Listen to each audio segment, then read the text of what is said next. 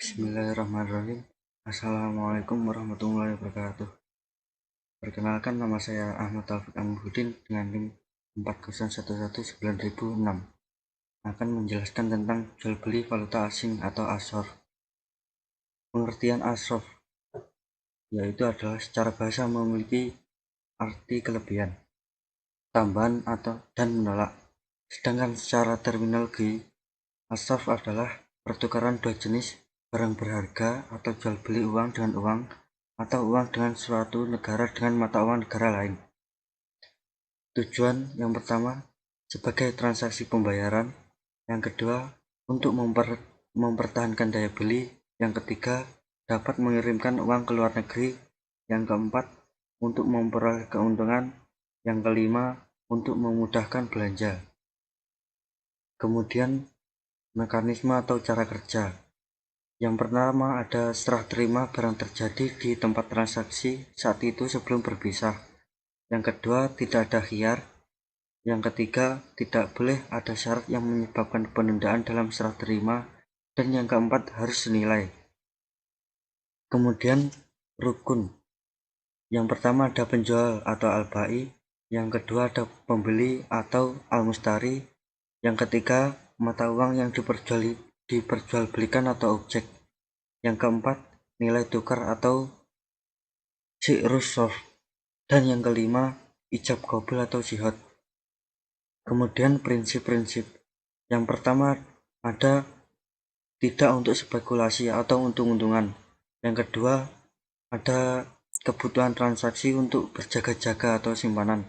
Yang ketiga, apabila transaksi dilakukan terhadap mata uang sejenis, maka nilainya harus sama dan secara tunai atau at-taqabud. Yang keempat, apabila berlainan jenis, maka harus dilakukan dengan nilai tukar atau kurs yang berlaku pada saat transaksi dilakukan secara tunai.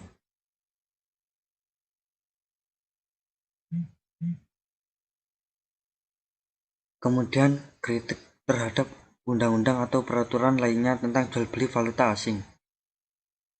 Berikut adalah beberapa undang-undang atau peraturan lainnya tentang jual beli valuta asing, yaitu Peraturan Bank Indonesia Nomor 10/37/PBI tahun 2007 tentang transaksi valuta asing terhadap rupiah. Peraturan Bank Indonesia Nomor 10/28/PBI tahun 2008 tentang transaksi valuta asing terhadap rupiah kepada bank. Kemudian Peraturan Bank Indonesia Nomor 17/6/PBI tahun 2015 tentang perubahan atas Peraturan Bank Indonesia Nomor 16/16/PBI tahun 2014 tentang transaksi valuta asing terhadap rupiah antara bank dengan domestik. Kemudian fatwa Dewan Syariah Nasional Nomor 28/DSN-MUI-3 tahun 2002 tentang jual beli mata uang atau ASOR. Di sini saya akan memberikan kritik terhadap pasal 17 tentang valuta asing. Pasal ini bisa dikaitkan dengan WNA atau warga negara asing. Jadi, jelas dari pasal 17 Bank Indonesia menyatakan bahwa WNA tidak boleh mendapat kredit. Jika ada WNA yang menikah dengan WNI di luar negeri, hanya diakui sah setelah dicatat dalam catatan sipil Indonesia, maka jika tidak terdapat perjanjian pranikah, akan terjadi persatuan harta yang disebut harta bersama. Oleh karena itu, kredit yang akan diterima oleh pasangan yang WNI harus dianggap merupakan harta bersama, yang sebagian merupakan hak pasangan WNA. Sebagian bank di Indonesia membolehkan WNI yang memiliki pasangan WNA untuk mendapatkan kredit dengan jaminan tertentu dan kondisi tertentu, yang tentunya persentase jumlah kredit akan dihitung dari besar jaminan yang menjadi hak dari WNI.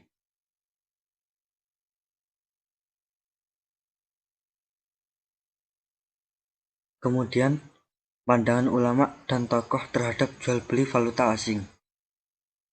Fatwa tentang jual beli uang asing, ketentuan umum transaksi jual beli pada prinsipnya boleh dengan menggunakan ketentuan yakni tidak digunakan untuk spekulasi atau untung-untungan. Fatwa ini juga ada kebutuhan transaksi untuk berjaga-jaga atau disebut dengan simanan. Di sini juga dibahas bahwa jika transaksi dilakukan terhadap mata uang sejenis, maka nilainya harus sama dan dilakukan secara tunai. Apabila rupiah ditukar dengan mata uang asing, maka harus dilakukan dengan nilai tukar atau kurs.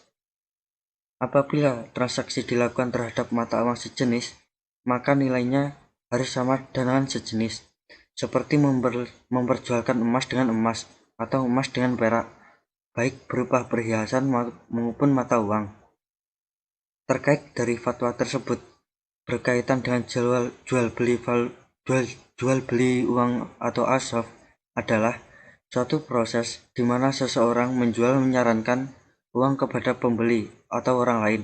Setelah mendapatkan persetujuan mengenai besarnya uang tersebut, menurut Budiono, perdagangan hanya akan terjadi apabila paling tidak ada salah satu pihak yang terlibat mendapatkan keuntungan dan tidak ada pihak yang merasa merugi.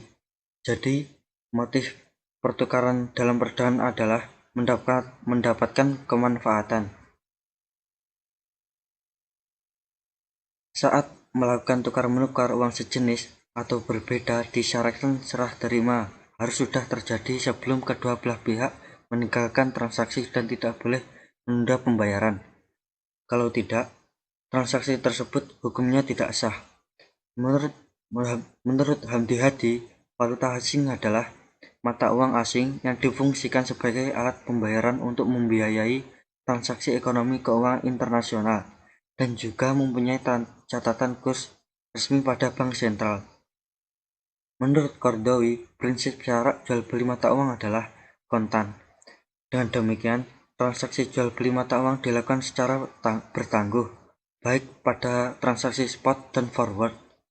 Dan sebab itu, tidak sah jual beli mata uang dengan sistem penangguhan, bahkan harus dilaksanakan secara tunai ketika di tempat transaksi.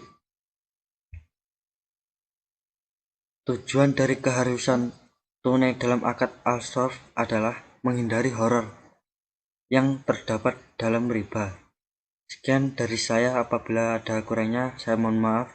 Assalamualaikum warahmatullahi wabarakatuh.